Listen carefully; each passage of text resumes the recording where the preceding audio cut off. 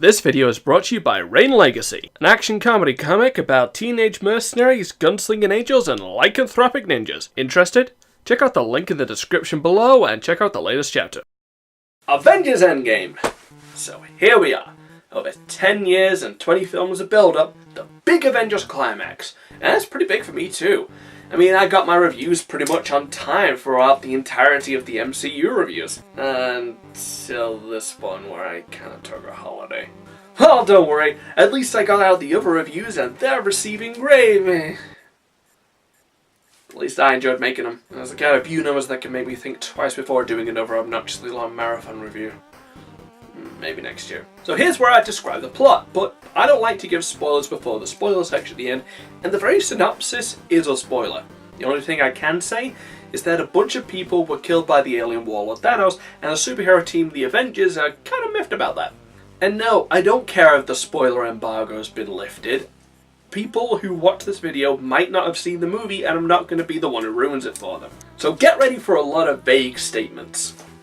The characters are awesome, but that's on par for the course at this point. Awesome heroes being awesome, but the film is also a finale of sorts for the original 6 Avengers, and in that regard everybody feels like they reach a natural endpoint for their characters. It's a satisfying conclusion to the story arc started back in the first Avengers film. Don't you be vague. The action is spot on, especially the final battle. It's just an awesome spectacle, topping every other film before it in terms of its scope. The film actually has a lot of comedy. I was seriously not expecting that from this film to be as funny as it was. It doesn't interfere with the sad moments, the emotions are strong, and they know when to cut the jokes. It's an important balance that these movies understand very well, and it's handled correctly here. Unlike in Thor Ragnarok. The damage is not too bad. As long as the foundations are still strong, we can rebuild this place. Those foundations are gone, sorry. Seriously, Cog, just give it like a minute to mourn before you crack a joke. Now, this film is 3 hours long, but honestly, I was having way too much fun to notice.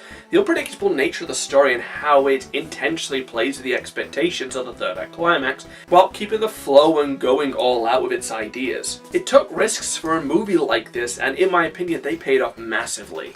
In conclusion, Avengers Engame has intriguing characters, amazing action, great comedy, and takes risks with a plot that's inventive and flows naturally. So it's a 9 out of 10. It's a high recommendation, but I feel like it needs to be in the context of Infinity War to really sell the characters. It's definitely part 2 of a longer story. In fact, it's part 4 of an even bigger story. You don't need to watch every MCU film up until this point, though. Maybe just the Avengers films before this for a little bit of context. If you kind of like walking into Deathly Hallows Part 2 without watching the other films, you only really have yourself to blame if you feel lost. And now I want to talk spoilers, so if you don't want to hear it, take care now, bye-bye then. Everyone else, let's talk spoilers. So the plot, everybody left who wants to leave? Last chance. Okay, here's the plot. A time heist. Yep, out of every possibility, that was the one I considered. I actually considered time travel, but I think they go back to the Battle of Xandar, where Thanos got the Power Stone, or even replay events from Infinity War. But this way not only means that they get to keep the consequences of the snap, but the development over the time skip in film. And on top of that, they can revisit older MCU films, which feels like a callback to the entire series in what's supposed to be the grand finale. We even get a trip to see Howard Stark and Peggy Carter. They even brought in Jarvis from the TV series Agent Carter, which was a nice bit of continuity. Kinda would have liked to have seen Phil Coulson and his team for Agents of S.H.I.E.L.D., but that's besides the point. Also, you could have thrown in Power Man and Iron Fist somewhere. But you know, you can't have everything. The title and posters all kept this plot a secret, explaining why Endgame just sounds like such a generic title. It's also divergent from the typical third act climax. I love the other Avengers films, but they were pretty generic in terms of their structure. Nothing wrong with it, but there's no real surprises either. This takes a lot of chances, and that's either going to be the best choice or the worst depending on your point of view. For me, I think it's awesome and entertaining, but I've heard some people who were kind of turned off by the plot of this. They even had the generic climax right at the beginning, bringing everybody together, going after Thanos and taking him down all in like the first 20 minutes. Also a little bit more effective than their attempt at the comic. Iron Man even gets decapitated. Typical comics for kids, am I right? The film's also very comedic, with Hulk now having Banner's intelligence, Thor getting fat and depressed, and the weird stuff that happened after the Avengers beat Loki. You don't really think about that, but yeah, S.H.I.E.L.D. agents come in to arrest him, Tony decides to have a drink, they all head back down to the lobby because actually they have to leave the building. It's the kind of thing you don't really think about. It does separate it, however. There's a transition into the lighter tone after a 5-year time skip, which is better than if they went straight into the sillier stuff. Then I would have more of a problem with it. I feel like the film does miss Thanos for a lot of the film, but it feels like its focus on the heroes and his role is massively cut short. The scenes with him are awesome, but it's why I recommend watching Infinity War first, which has a lot more of him.